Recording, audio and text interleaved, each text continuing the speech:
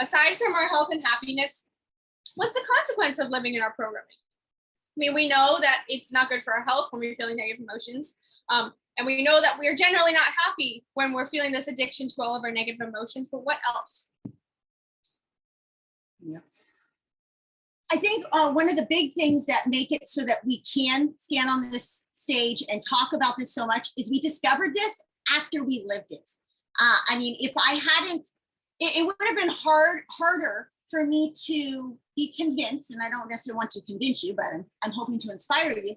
It would have been harder if I was living a different life. But because I went out and spent time sitting in the ocean, and it made me happy having a dolphin swim under my board, and it made me happy learning how to get up to my feet, and it made me happy riding that wave, and then it made me happy sitting in the Alps with my kids, and made all these things that we did in our travels that made us happy, not because we had the success or the achievement of travel, but because we were sitting in nature, feeling the energy coming off of the ocean, or feeling the energy in the wind, feeling the energy in the trees, connecting and laughing and creating this joy together.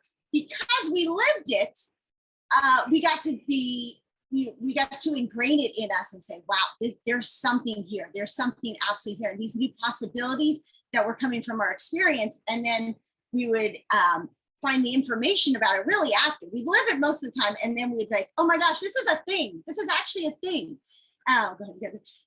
There's a saying that I really think for me, this is my starting point with anybody.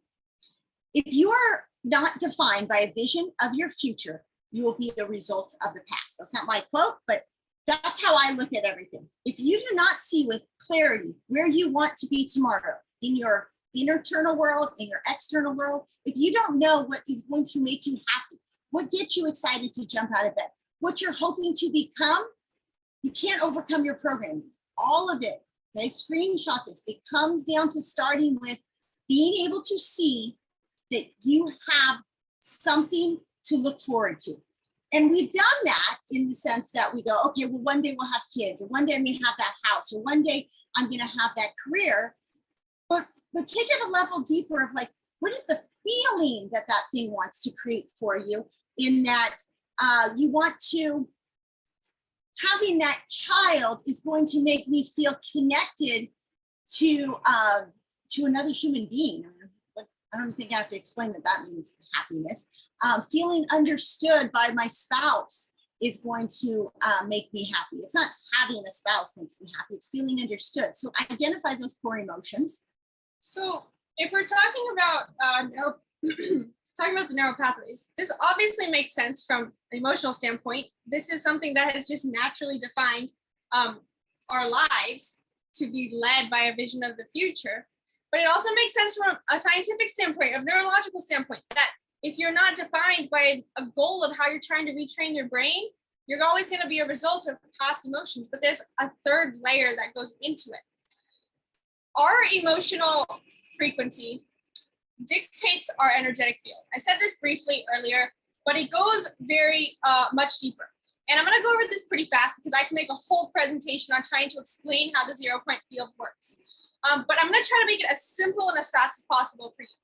So the first thing you have to understand is that everything is energy in the 0 point field. Your whole body is made up of frequency, and think of frequency as it's empty space, but it's full of information. So your body is full of frequency. In fact, 99.129s of your body is perceived empty space.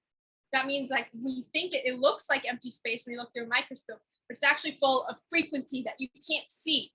And our whole field that we're living in, all the empty space around you, is full of frequency and information.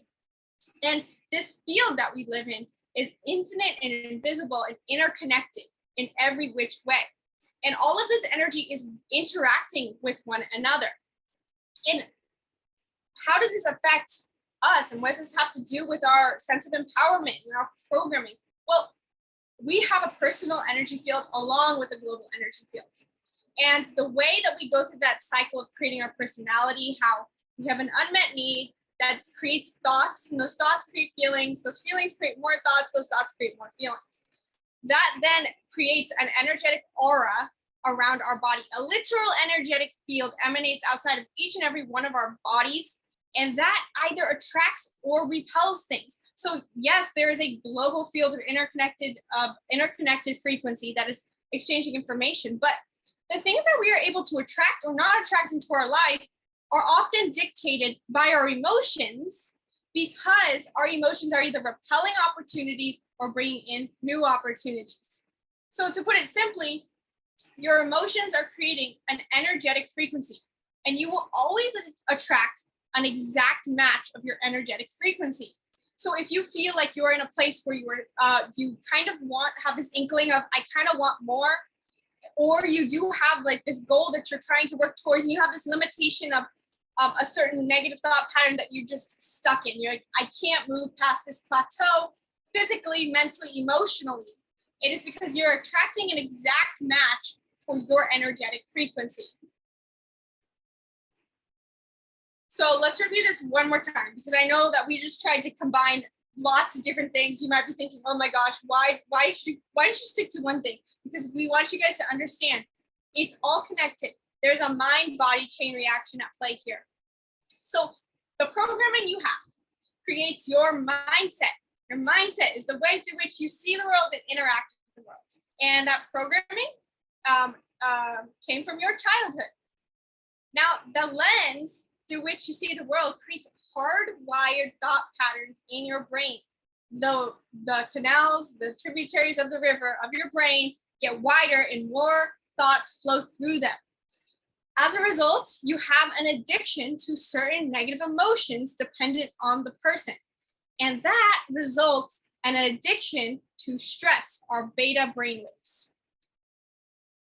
Now, once we're there, in this addiction to negative emotions, our emotions are now creating our future. Your emotions go on to create your energetic frequency, your energetic field, your personal field, in which you will either attract things like a magnet or repel them.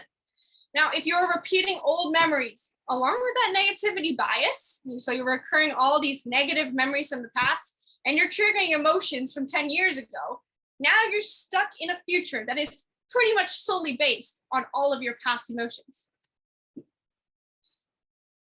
But don't worry, there's hope. I promise. In fact, I'd argue this is really, really easy to change. Getting to the point of like, I want to change it, that's the hard part. But as soon as somebody's like commits to like, yeah, I don't want that old program, I'm ready to install the new one, it's actually really quite easy to go from that addiction to anxiety and stress.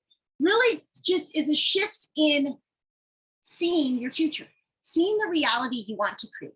Right? I can sit here and tell you stories over and over, but the fact is I'm trying, I hope I told you enough stories to say, hey, you might want to trust me on this one. I've lived it for a long time, but every single thing that we have done, the travels, I mean, the travel's not the travel, but the experiences, the adventures, the rock climbing, the having my kids be entrepreneurs very young, keeping a marriage going for this many years, even though we're complete opposites, all of that happens from an intention of being able to visualize what I want to create, exactly the feeling I want to create in my life. So I'm going to share with you right now exactly what that framework looks like.